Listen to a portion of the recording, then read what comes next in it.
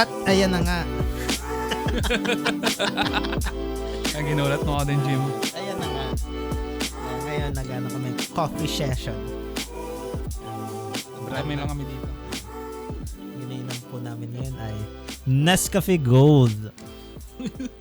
Puro. Na wala masyadong asukal. Dahil tayo ay medyo nagkakaedad na. Kakaedad na. Iwas diabetes po. Diabetes. Di pag talagang umiidad ka, Jim, parang automatic, mas sumasarap na. Hindi siya sumasarap parang mas nagugustuhan mo na yung mas hindi masyadong matamis. Hindi matamis. Yung akala natin sa mga matatanda lang. Pero ngayon mo marirealize po na. Kailan mo na yun, Jim? Kailan mo nakita yun yung nakikita mo yung magulang mo nun, di ba? O yung sinusunod sa inyo. Ayaw nila nang masyadong matamis. Tapos kailan mo na-realize na, putik, ganun na rin ako. Yun na-enjoy mo na yung yung purong stick ng kape na sobrang pait. yung partida, walang asukal, walang creamer. Yun lang, pampagising talaga. Pero ako ngayon, hindi ko kaya yun. Hindi pa rin. Meron ako konting asukal. Although hindi na siya matamis pero lalagyan ko pa rin ng asukal na konting-konti. Mga kalahating kutsara. Actually, ganun rin ako. Pero nung kasi, parang natamaan kasi ako ng glucosuria nung nakaraan Ano yun? Mataas yung yung blood sugar. So parang nasa borderline ako ng diabetes. So naghinay-hinay ako sa matamis. So far naman, sa awa ng Diyos, hindi natuluyan. Clarity. Tango-tango ka lang muna, gulay-gulay ka lang muna. Gulay-gulay muna tayo kasi alam niyo, may bata na may na. Pero okay na nung kabataan natin. Naalala ko. Nung college yun, nagdala ng kape na may 1 litro. Lalagay sa 1.5. Putang na, naalala ko rin nung college. Sobrang ko sa Cobra. Ay, sana, extra juice. Hindi, pre, yan mo naisip mo nun, ba't nagdala ng sa school ng kape na nasa 1.5? Pre, hindi ko lang assure kung yun. O yung extra juice yata yung pre. Hindi, pre, kape yun. Iba May yun, creamer pa nga yun, pre. Ay, putang na. Dala mo sa 1.5, nilagay mo, tas inuubos mo, sabi mo inuubos mo yun kasi nangihinayang ka. Saan ko nga pala na yun? Hindi ko lang din maalala yung pre. Hindi mo maalala. Pero putang na kung totoo yun. May dala-dala ang 1.5 tapos parang nun, 3/4 nun. Kape. Okay Kape na Hindi ko alam pre, ano trip mo nun? Hindi ko na rin maalala pre, pero okay na. Alam ko, nung college days ko, medyo malakas yung trip ko Ikaw mo yung pinakamalakas na trip sa atin nung college Kasi putang ina, naglalaro ako doon sa Quantum, ako lang mag-isa Kung maalala yun nila marketon nila ang dami kong tickets nun pre, natatandaan namin yun. Parang naspatan ka namin bigla sa Quantum. Magbibideo okay lang dapat kami. Tapos andun ka. Kumukubra ng mga tickets May nakapala ka ba doon sa ticket mo doon? Yung mga na-claim ko naman siya. Kaso, pan-chicks kasi na Ayun lang. Pinaghihirapan mo talaga, parang talaga nag-grind. Oo. Yan, yung mga teddy bear nun, nung college days. Doon ba siya kinukuha? Di ba mas mahal yun? Parang mas mahal kaysa bumili ka na lang. Kaya nga, malakas yung trip ko, pre. Sana rumekta ka na lang sa Sa Blue Magic. Hindi kaya ng Blue Magic. Kaya mo na ba nung college? Kaya mo na mag-Blue Magic nun? Sa tulong ng pera ng magulang ko, salamat. Hindi ko na yun Hindi ko na, wala sa budget ko yun Pang computer shop lang talaga yun. Pang Dota na 4 hours, no? Over 4 hours, 54 hours. Yun na yun. Ano na yun? Hindi na siya sobra, pero hindi na siya kulang. Mga 2 to 3 games na yun. Yung sa mga, po natin, listeners na mga Gen X, yung mga Gen Alpha, kung hindi nyo naabutan, kami noon, sa pa kami. Ngayon kasi parang normal na lang na may computer sa bahay or laptop Pero yung ganyan, pumupunta pa kami sa computer shop. Ang per hour namin doon is 15 pesos. And then, may mga promo na 50 pesos is 4 hours. 4 hours. Nakasave ka ng 10. 10. Saan ka pa? Yung 4 na oras ng buhay mo na sa ano. Sulit na yun eh. Ikaw, Jim, sa 4 hours na yun, ano mga nagagawa mo doon? Toy attack. Toy attack ka na talaga nun. Hindi, at backyard monster. Yung mga actually, ang ganda rin ng mga laro na sa FB. Alam ko, naglalaro ka rin dati ng mga Ninja Saga eh. At saka Farmville eh. Nakakalaro ako nun. Pero Ninja Saga ako, pero hindi naman ako masyadong nagbabad doon. Parang Dota lang talaga ako, Dota lang. Parang yan eh, pagka upo mo sa shop, di ba may 4 hours ka, parang magte 20 minutes ka pa na Facebook, YouTube. Tapos tsaka ka mag-i-start ng Dota. Pag 1 hour ka lang kasi, hindi mo magagawa yun kasi diretso Dota ka na kasi. Pag pagka nag-FB ka pa, hindi mo matatapos yung isang game. Hindi. Dapat sulit yun. Sulit na maka-isang game. Pero, parang Mark. Ano yan? Paano mo naman sa amin yung ano po ba yung Friendster? Hindi ako masyadong nanay sa Friendster eh. Hindi mo nabutan. Saktuhan lang, parang late ako eh. Late ako nakapag dyan eh. Alam mo, uso na ng first year high school natin which is 2012. Yun. Hindi. 2012. Hindi 2012.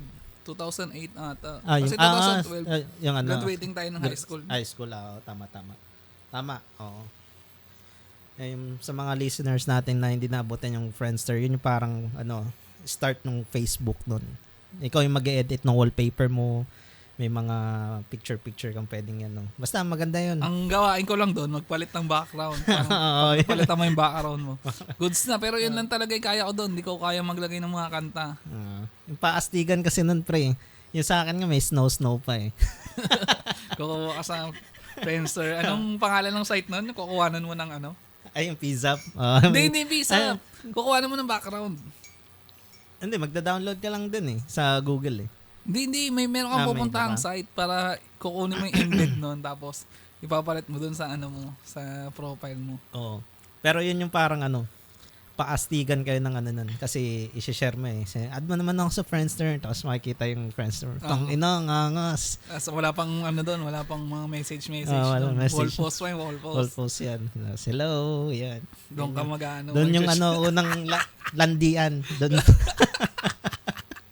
Okay. So, medyo bata-bata pa ako sa Friendster. Facebook na talaga yung yung napuruhan mo. Napuruhan ko. Sa Friendster, parang alam mo yung mga batang yung mga batang sa gedli-gedli. Gedli-gedli. At saka ganun pa lang ako noon nung parang Friendster era. Parang nakikinood lang ako sa mga tambay lang ako sa shop na nanonood lang ako. Pero naranasan mo maging emo, pre? Hindi, pre. Alam ko, one point na kasi putang yung mga tugtugan nung erang yun eh. Second hand. Gusto ko maging emo, pero yung talagang full-blown emo. Hindi ko Gusto lang sana parang forma ka lang, pero hindi mo makukuha yung talagang lifestyle ng emo eh. Pero nakapag-bangs ka? Nag-bangs ako noon. Ganun lang. Forma lang. Pero parang yung time na yun, yung mga ginagawa ko, parang pampulubing emo yun eh. Parang bootleg. Hindi talaga siya hindi. Isa sa naalala ko, pre, putang ina. Eto, meron akong tsahin. Kinuha kong abay sa kasal nila. Ano yun? Parang emo days nga. Putang ina, nakaganon yung bags ko talaga. Ngayon, netong lumaki na ako, napapunta ako sa kanila. Putang ina. Yung picture na yon ng kasal nila. Ay, putay na nandun sa album. Hindi sa album, pre. Nakasabit sa wall. Ang laki. Tapos nakita ko yung itsura ko doon, pre. Nakagano, no? Yan yung sa kantang My Way, I Have Regrets. Yung pala talaga yun. Parang dati sinasabihan ako, pagsisisiyan mo yan pag Pero hindi ako naniniwala. Sabi ko, angas-angas na ito. Angas-angas ang bangs ko. Ngayon, pre, puta, hindi na ako pumupunta. Hindi pa ako nakakapunta ulit sa kanila. Ayoko na po na pumunta doon. Yun yung parang talagang ewan ko kung tawag doon is JJ. Hindi, iba yung term ng JJ. Parang medyo minsan napag-aano sila kasi yung mga pumopormang emo nun, kasabayan din ng JJ era yun eh. Pero yung JJ era kasi, wala siyang hindi naman siya forma, hindi naman siya lifestyle eh. Yung JJ mo na tinatawag, way ng pagte-text yun eh. So parang na-associate na lang kasi halos lahat dati, yung mga pormahang emo, yung mga bootleg emo, ganun yung suot. So parang yun yung naano sa kanila. Tapos yung JJ Cup, naka-JJ Cup sila. Pero yung yung usapang emo yan, actually gusto ko rin itry. Kaso putang ina, may pa-blade sila. Oh, man. Ay, takot ako. So, tangina, hindi ko kaya. Yun, yung mga malalakas ng yung mga talagang tunay. Hindi man tunay, pero parang sila yung mga talaga. Mga, tangina, labot na ito. Nagawa niya yun. Pero pag nakita mo yung last ng blade pa rin, saan epidermis lang.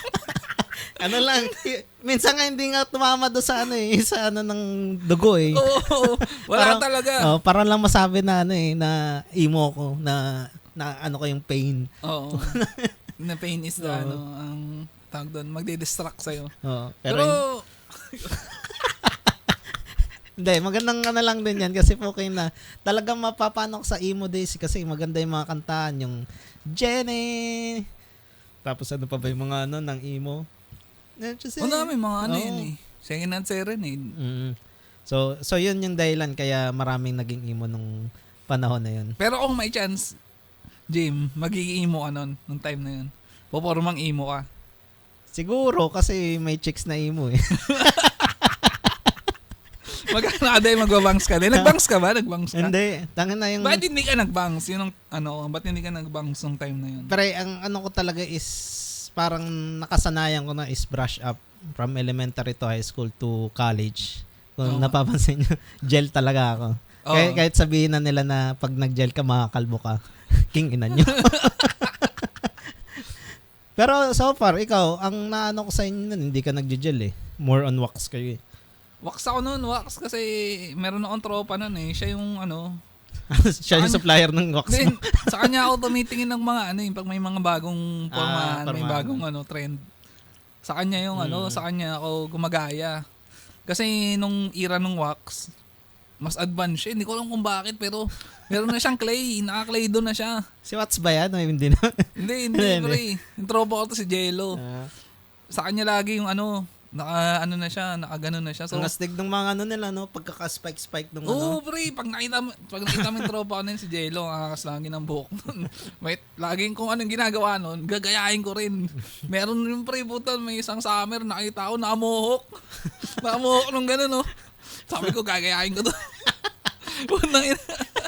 Punta ako sa punta ako sa parlor. Parlor pa yun eh. Sabi ko, pamohok. Ate, kuya, pamohok naman. Pamohok mo. Dalawa kami. Kasama ko din siya. Sabi ko, kagaya nung ganun. Sabi ko, kagaya nung sa tropa ko. Kaso yung doon, yung naggugupit doon, sabi niya, hindi bagay sa'yo yan. Ginawa lang niya sa akin, yung sa gilid, ay yung lang, dito lang, pamuhok pa rin, pero hindi siya yung mohawk na yung tira lang talaga tira na parang stripe na sa taas. So yun, parang pwede na rin. Kaso hindi, pagdating ko sa, parang, ang angas ko sana, kaso pagdating sa bahay, pinagtripan lang ako ng tatay. So, merong mohawk talaga to, yung gitna talaga, yung parang sino ba yung mga anime na nakamohawk? Yung ahit talaga yung gilid. Ang alam ko mga niyan, yung mga karakter na Indian eh, tsaka yung mga yung mga villain sa anime naka mohawk eh. Ganun, kung nakuha ko sana yun, pre, ang angas ko sana nun. Hindi sana ako magtitripan ng tatay. Ang hirap lang kasi doon sa dumidikit sa kamay, so hindi ko siya nagiliwan. So ang ko talaga is gel kasi parang pagka isang buong buong araw eh. Buong araw na yun. Tapos ba yun eh? May revive pa yun eh. Pag binasa mo ng tubig, marirevive yun. Magiging ulit yun. Pwede mo pang may restyle eh. Oo. Yun yung naman yung advantage ng gel. Tsaka kahit yun, kahit na, kunwari, hindi ka, isang shampoo lang ginawa mo, kinabukasan, matigas-tigas pa rin yan eh. Oo. Hindi, so far, mas madali siyang, i-rinse. Kaysa doon sa wax. Actually nga, yung wax para manghihinayang kasi, konting ka lang to, sabon, para magamit ko pa. Ay, magkano kaya yung wax na pakete ng mga 5 piso yun, 5 piso piso dati yung Gatsby. Oo. Yung ano pa yun, dapat yung black. yung Kasi black. pag na binigay sa'yo yung blue, naman pa wetlock lang pala yun. Dati hindi naman ako nagbabasa eh. Sabi ko, ba't ganito? Sira ba tong ano? Parang, nangyari. parang hindi tumataas. Oo. Hindi na mold. Oo, tsaka yung red. Pwede rin yung red kaso sobrang tigas nun. Parang hindi mo maano, no? Yung black talaga yung usually. Black pinaka the best. O kaya yung nawala pa yung black, naging gray siya eh. Yun. Yung gray or black, yun yung advisable. So, kung may gustong magpa-sponsor dyan, Gatsby. Nakikinig sa atin, tayo lang din. Malay mo, baka may mga listener na gusto pala ni Brother Jimmy at saka ni Brother Mark na Wag ka. May mga nagpaparinig na komedyante, yung sila Floppy. Nagsasabi lang, may dumadating sa kanila na chocolate ganun. cake. Sa akin? Pizza. Lang. Masaya na kaming naggaganito kasi actually, lang to. Biruan lang. Biruan lang. Pero, let's see kung maano namin to pagpapatuloy namin to. Ulit, sa susunod na episode ulit, maghahanap ulit kami ng mga kwentuhan. Every month, abangan nyo po yan. Ito. Si paring Mark at si Brother Jim. Brother Jim. Okay, hanggang susunod na episode ulit. Maraming salamat po. Goodbye!